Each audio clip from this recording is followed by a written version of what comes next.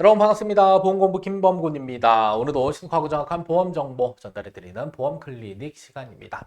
자, 이번 시간 주제는 이 단기납 종신보험은요, 주된 목적은 사망 목적인데 대부분의 많은 분들이 저축 목적으로 가입을 하고 있는 것으로 확인이 됩니다.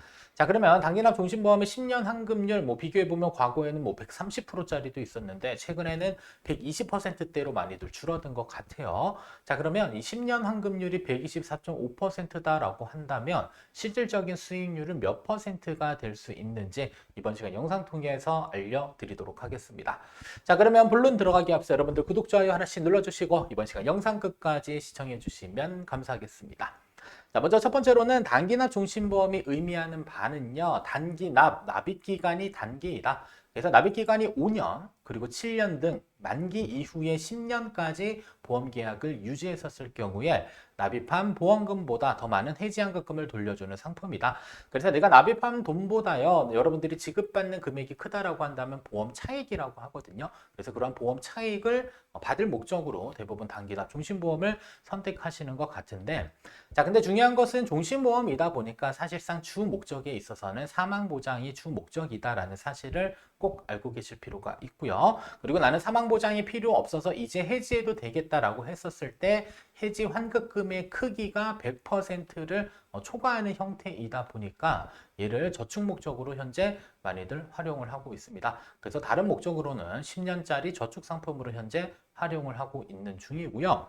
자, 그리고 가장 중요한 과세 여부는 일반적으로 저축성 보험의 경우는 납입기간, 즉 가입기간이 10년 이상 유지했었을 경우에 한해서 비과세를 볼 수 있고요. 금액에 대해서는 월납보험료 150만 원을 초과할 수 없으며 일시납의 경우는 1억 원을 초과할 수 없는 그러한 비과세 조건들이 있습니다. 다만 단기납 종신보험의 경우는요, 저축성 보험보다는 어떤 보험의 기능이 있냐면 바로 이 보장성 보험의 기능을 가지고 있기 때문에 세금 여부가 사실 문제, 논란의 소지를 현재 가지고 있는 상태입니다. 그래서 기획재정부에서 현재 발표한 내용으로는 현재 비과세로 판단하고 있는 중이긴 하지만 국세청에서는 세부조사를 통해서 이제 과세 여부가 결정될 것으로 예상은 해볼 수는 있는데요. 근데 많은 예측은 현재 비과세로 판단되지 않을까라는 부분들로 현재 해석을 하고 있는 중입니다. 다만 아직 확정된 부분은 아니기 때문에 이거는 조금 더 기다려볼 필요가 있다라는 것이고요. 자, 두 번째로는 단기납 종신보험의 환급률과 관련된 부분입니다. 자, 경과기간이 1년부터 최대 20년까지 쭉 나열을 해봤는데, 자, 일단은 보험 상품이다 보니까요, 원금이 도달되는 시점은 최소 7년이라는 시간이 걸립니다.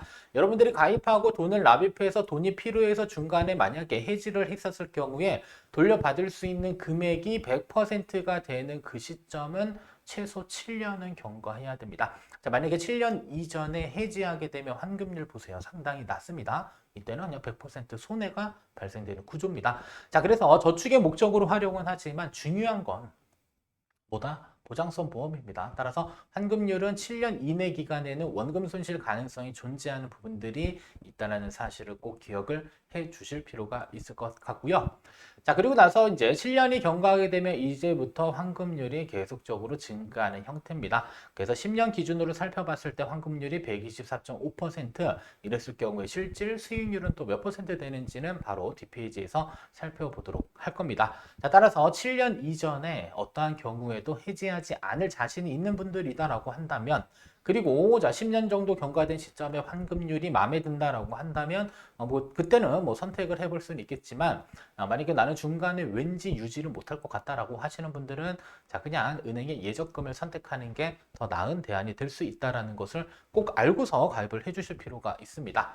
자, 그러면 환급률 124.5%의 단순 연평균 수익률을 한번 계산해 보면 다음과 같습니다. 자, 일단 수익률을 자꾸 124% 쓰니까 1.2배 되는 거 아니야 이런 생각 갖고 계실 수 있는데, 자, 중요한 건 100을 빼주셔야 됩니다. 100은 바로 뭐냐면요, 여러분들이 납입한 원금이 되는 겁니다. 그래서 납입 원금에 대한 100을 빼주게 되면 10년 동안의 총 수익률은 24.5%가 됩니다. 자, 이것을 단순히 10년으로 나눠 버리게 되면요, 단순 연평균 수익률을 계산을 할 수가 있습니다. 그래서 10년으로 나눴더니 단순 연평균 수익률은 2.45%로 상당히 낮은 편이다라는 사실, 근데 이런 것들은 뭐 잘 설명하지 않고 대부분 124라는 숫자만 보게 되면 왠지 뭐 1.2배 정도 받을 것 같은 그런 느낌을 주는 형태이기 때문에 환급률을 자꾸 이렇게 100% 단위로 쓰고 있는 형태고요. 자, 그리고 자, 적립하고 거치하는 기간들이 있습니다. 내가 만약에 7년 동안 납입했다라고 한다면 10년 동안은 최소 3년을 거치해야 되는 거고요. 내가 5년 동안 납입했다라고 한다면 나머지 5년에 대한 부분들은 거치해서 10년 차의 환급률을 챙겨가게 되는 이러한 구조로 만들어져 있습니다. 자, 그러면 자, 7년 동안 납입을 했고요. 자, 그다음에 3년 동안 거치했었을 때 10년 이후 환급률이 124%다라고 한다면 이때의 실질 수익률은 얼마가 되는지를 재무계산기를 활용해서 계산을 할 수가 있습니다. 자, 그래서 나는 매월 100만 원씩 7년, 즉 84회를 납입을 하고요. 여기가 83인 거는 여기 1회가 반영돼서 84회가 되는 거고요. 자, 그리고 몇 년 동안 거치했다? 3년 동안 거치했으니까 월로 환산하면 36개월이 되는 겁니다. 그리고 이때는 아무런 돈을 납입하지 않는 것이죠.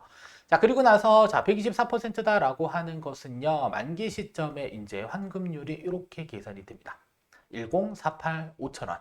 자, 그러면 45 8천원이죠. 그러면 1억 458만 원을 내 주머니에 챙기게 되는데, 자, 이랬을 경우에 실질적인 수익률을 한번 계산해 보게 되면 월 기준으로는 0.2767 정도 되고요. 연으로 환산해 봤더니 0.32% 정도의 수익률을 가져갈 수 있는 것으로 확인을 해볼 수 있습니다.